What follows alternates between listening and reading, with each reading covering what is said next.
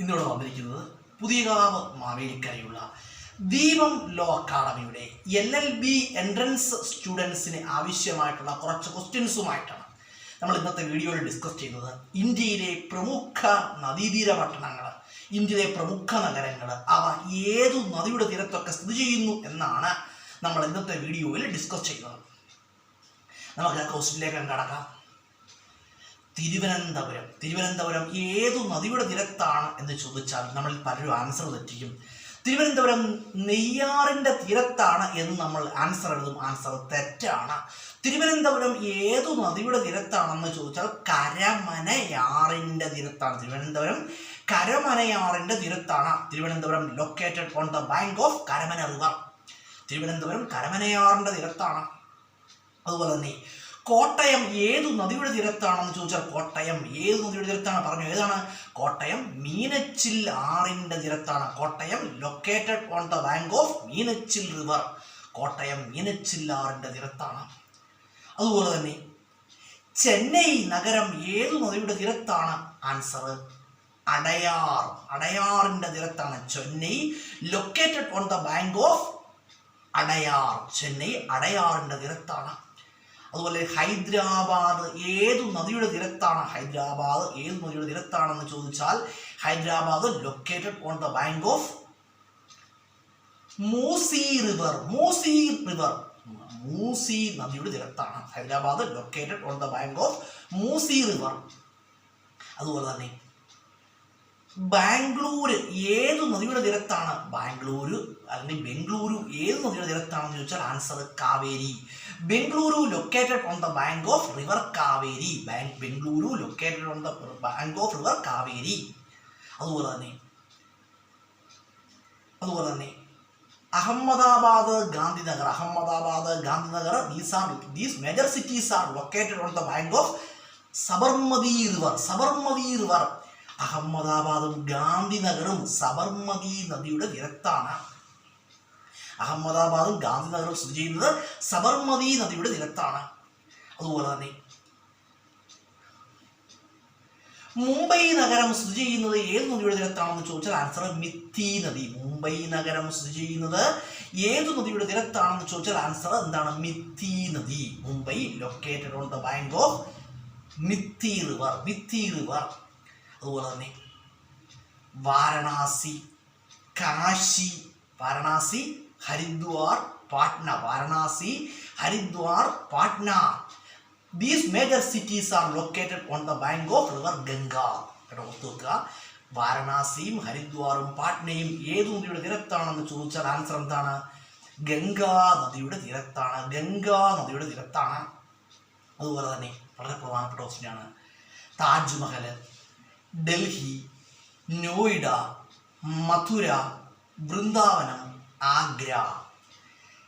These cities are located on the bank of river Yamuna. കേട്ടോ, ഓർത്ത് വെച്ചോളുക.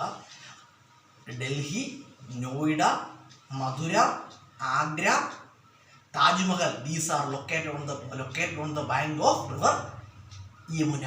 Vrindavanam located on the bank of river Yamuna. വൃന്ദാവനവും എവിടെയാണ്? യമുനാ തീരത്താണ്. Vrindavan located on the bank of river Yamuna.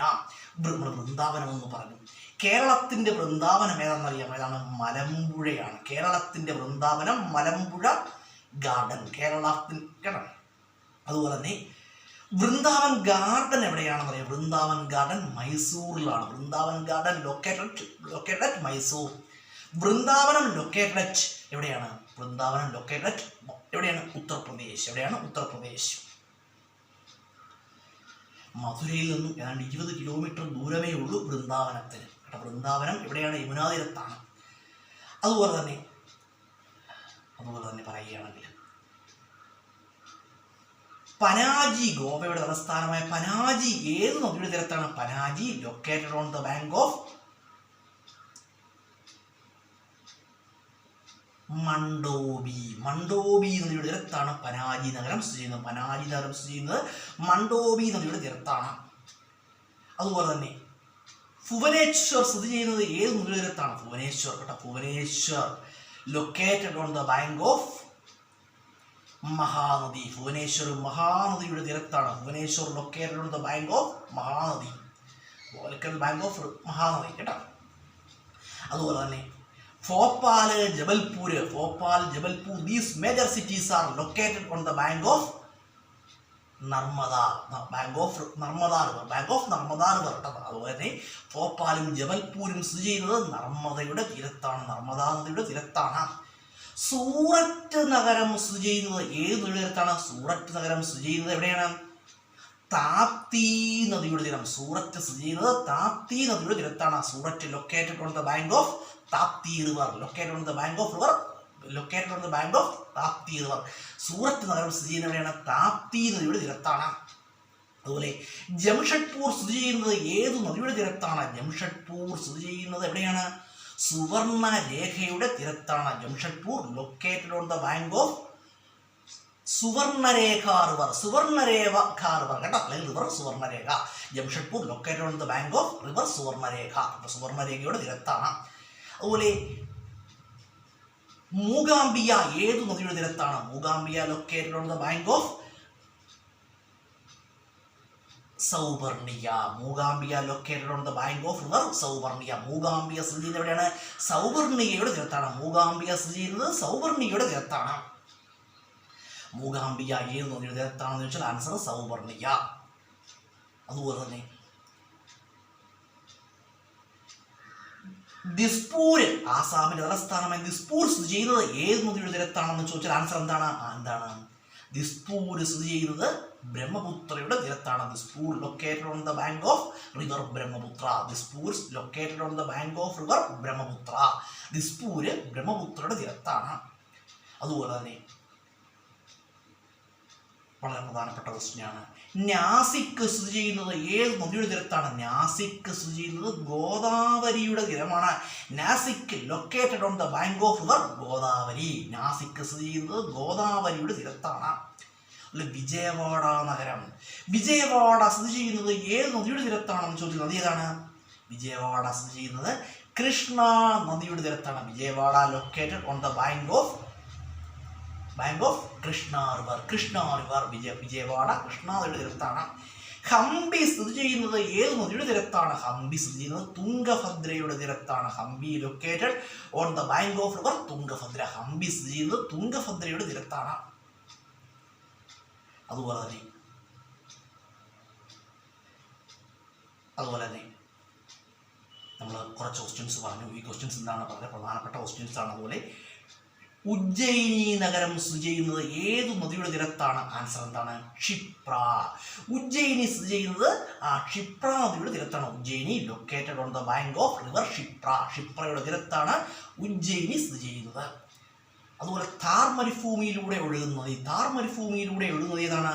Luni. The river flowing through Thar desert. Answer Luni river. River flowing through Thar desert. Answer Luni.